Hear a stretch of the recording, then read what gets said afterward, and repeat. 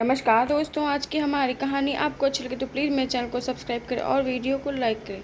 तुमसे माँ के 2 बर्तन भी मांजे नहीं जाते? सचिन ने अपनी पत्नी अलका से गुस्से में कहा। अरे अरे, मैंने नहीं कहा माँ को कप प्लेट धोने के लिए। अभी वह चाय पीकर उठी थी तो हाथों हाथ धो लिए होंगे। मैं कपड़ों की तह लगा रही थी। 2 दिन से बर्तन धोने वाली रूपा भी नहीं आ रही है। माँ जी स्वस्थ हैं तो भी मैं उनसे कोई भारी काम नहीं करवाती। बैठे बैठे धनिया मेथी बीन देती हैं। ने अपना पक्ष रखा, पर मैं ऑफिस से आया तो माँ कह रही थी कि अभी अभी वह बर्तन मांज रही थी। सचिन ने कहा। अलका ने बात को आगे बढ़ाना उचित नहीं समझा और वह अपने काम में लग गई। बहू, मेरे लिए रात के खाने में गोभी के पराठे बनाना। अलका की सास ममता जी बोली। पर माँ जी, मैंने आलू के पराठों की तैयारी कर ली है। गोभी के पराठे कल या परसों बना दूंगी। अलका ने सहज लहजे में कहा। ऐसा करो सचिन, मेरा टिकट करवा दो छोटे के घर का। यहाँ तो तुम्हारी पत्नी को मेरे 2 पराठे बनाना भी अखरता है। छोटे के घर में नौकर चाकर सबकी व्यवस्था है। यहाँ तो अपने बर्तन खुद धोकर भी अपनी पसंद का खाना नसीब नहीं होता। ममता जी फिर बोली। अलका, माँ के लिए आलू के पराठों के साथ साथ 2 गोभी के पराठे भी बना देना। सचिन ने कहा। पर आलू के पराठों की तैयारी हो चुकी है। गोभी के पराठे बनाने में वक्त लगेगा। कल पिंकी का एग्जाम है, मुझे उसकी भी तैयारी करवानी है। अभी पराठों के साथ के लिए चटनी बनानी भी बाकी है। मुझे बच्चों के स्कूल टिफ़िन की भी तैयारी रात को ही करनी होती है। रात के बर्तन भी धोने होंगे। मैंने कहा ना, मैं कल गोभी के पराठे बना दूंगी। अलका ने सफाई देते हुए कहा। मैंने कहा अभी के अभी माँ के लिए उनकी पसंद का खाना बनाओ। सचिन गुस्से से चिल्लाया। न चाहते हुए भी अलका ने गोभी के पराठे बनाए। रात 12 बजे तक उसके सारे काम चलते रहे। सचिन परिवार का बड़ा बेटा था। उसके परिवार में माँ ममता जी, पत्नी अलका, 2 बच्चे, एक बेटा और एक बेटी। उसके छोटे भाई राजेश का परिवार बड़े शहर मुंबई में रहता है। राजेश एक मल्टीनेशनल कंपनी में बड़े पैकेज के साथ ऊंची पोस्ट पर है। उसके परिवार में उसकी पत्नी आरोही और एक बेटा है। माँ ममता जी रहती तो अधिकतर समय सचिन के साथ हैं, पर कुछ समय के लिए छोटे बेटे के पास भी आती जाती रहती हैं। इसके अलावा सचिन की एक शादीशुदा बहन रचना है, जो अपने ससुराल से अलग अपने पति और बच्चों के साथ रह रही है। सचिन के माता पिता गांव में रहते थे। दोनों बेटे नौकरी के चलते अलग अलग शहर में रहते थे। पिता के देहांत के बाद सचिन माँ को अपने साथ ले आया। बुलाने पर उसकी माँ अपने छोटे बेटे राजेश के पास भी जाया करती है। जहाँ सचिन 35,000 रुपये महीना कमाता था, वहीं उसका छोटा भाई राजेश 1.5 लाख रुपये वेतन पाता था। उसकी पत्नी को हर सुविधा उपलब्ध थी। राजेश का सोचना था कि जब वह अच्छा कमाता है तो उसकी पत्नी को भी हर सुविधा मिले, इसमें क्या हर्ज है। राजेश की पत्नी आरोही अपनी सास और ननद के व्यवहार से परिचित थी, इसलिए उससे जितना होता वह उतना ही करती। सास ननद की गैर जरूरी डिमांड को इग्नोर करती। उसका पति उसके साथ था, इसलिए सास की सारी फरमाइशें मन मर्जी वहाँ नहीं चलती। राजेश के घर उसकी माँ ममता जी को कायदे से रहना होता है। आरोही भी सास ननद को उचित सम्मान देती है। उनके खाने पीने रहने की अच्छी व्यवस्था करती, पर एक लिमिट में रहकर। वह अपना और अपने बच्चों की सुविधा का भी पूरा ध्यान रखती। जैसे बच्चों के एग्जाम के समय सास को टीवी का वॉल्यूम कम रखने को कहती। काम वाली के ना आने पर 2 की जगह 1 सब्जी ही बनती।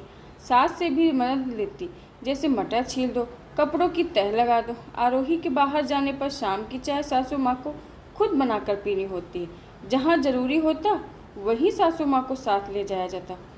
पति पत्नी अकेले भी कभी कभी बाहर जाते। इससे आरोही को सासू माँ का आना बोझ नहीं लगता, क्योंकि वह अपनी जीवन शैली अपने हिसाब से जीती थी। वह योगा क्लास भी जाती, किटी पार्टी भी जाती, पर सास का सम्मान भी करती, उनका ध्यान भी रखती। सचिन हमेशा एक जिम्मेदार बेटा व भाई ही बना रहा। अपनी पत्नी और बच्चों के आगे अपने माता पिता भाई बहन की खुशियों इच्छाओं को रखता, चाहे वह इच्छाएं गलत व गैर जरूरी ही क्यों न हो। सचिन की पत्नी अलका के ऊपर बहुत से नियम का कानून का बोझ था।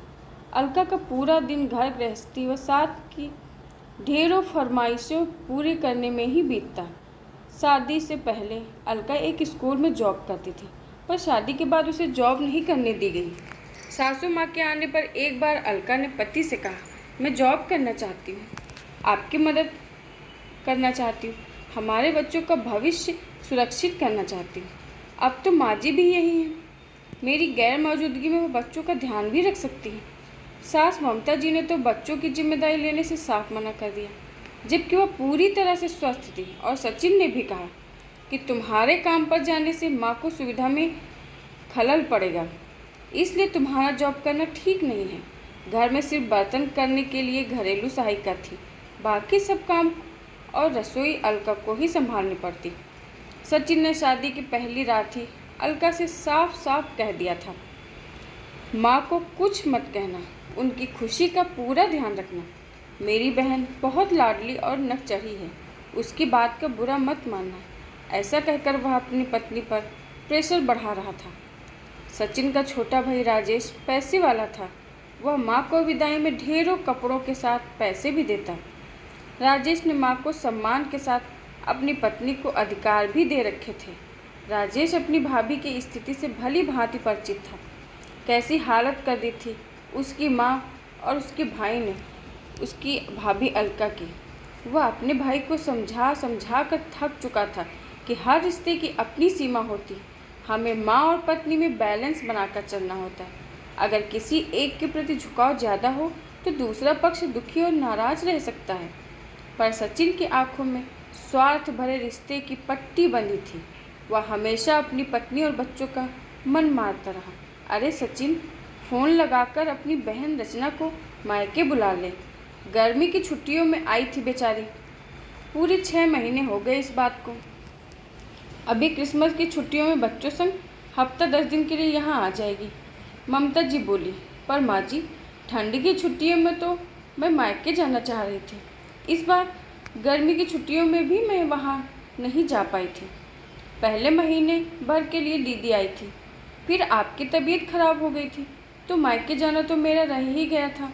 इसलिए हफ्ते भर के लिए मैं बच्चों को लेकर मायके जाना चाहती हूँ, अलका ने आत्मविश्वास के साथ कहा। अब मेरी बेटी का आना जाना भी गिनने लगी हो तुम बहू?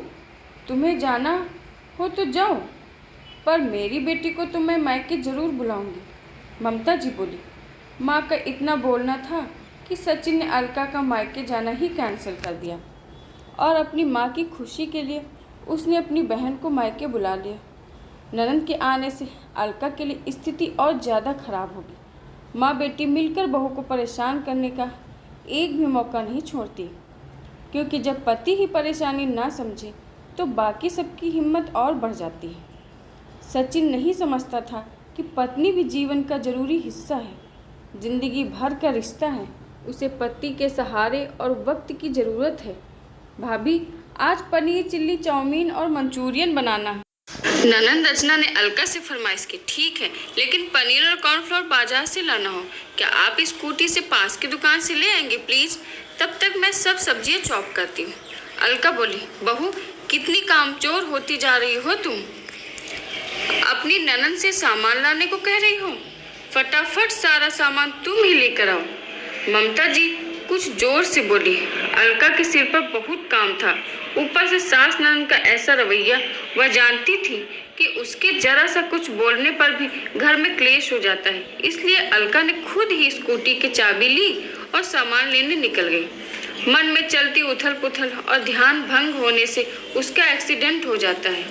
उसने जैसे तैसे अपने पति को फ़ोन किया। सचिन उसे अस्पताल लेकर गया, जहां उसके दाहिने पैर में मेजर फ्रैक्चर बताया गया, जिसे ठीक होने में कम से कम 2 महीने लग ही जाएंगे। अलका हॉस्पिटल में ही थी, पर उसकी असली परीक्षा तो घर आने पर शुरू होनी थी।